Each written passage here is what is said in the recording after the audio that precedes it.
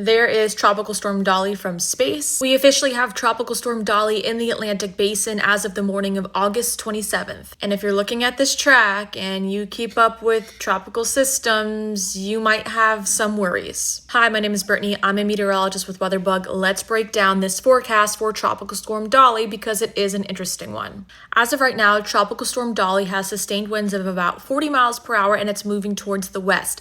By this weekend, it will be near the Leeward Islands, but it is forecast to weaken. Because of El Nino, there is a lot of wind shear in the Atlantic Basin. Hurricanes don't like that. It essentially just tears them up. So Tropical Storm Dolly will have to fight a lot of wind shear, and because of that, it is forecast to weaken as it approaches the Leeward Islands. But a storm system is still going to be there. It's going to bring some heavy rainfall. Of course, some of these islands really do need the rain, but we don't want too much rain. The big question is what happens after it leaves this area. Here's a look at some of the spaghetti models for Tropical Storm Dolly. This essentially is just different model runs. After it passes the Leeward Islands and begins to move into the Caribbean, there begins to be some uncertainty. Now keep in mind, this is a forecast for the storm, the low pressure system itself. It could be a tropical depression, it could be a low pressure, it could be a tropical storm. Essentially, it's just way too far out to have a legitimate forecast on this, but this gives us a good idea of where whatever system this is will be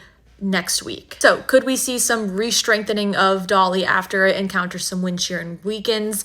It's possible. This is just something we have to keep our eye on. But as of right now, there is no big threat for the continental US. At this point, Dolly is going to be a rainmaker for the islands.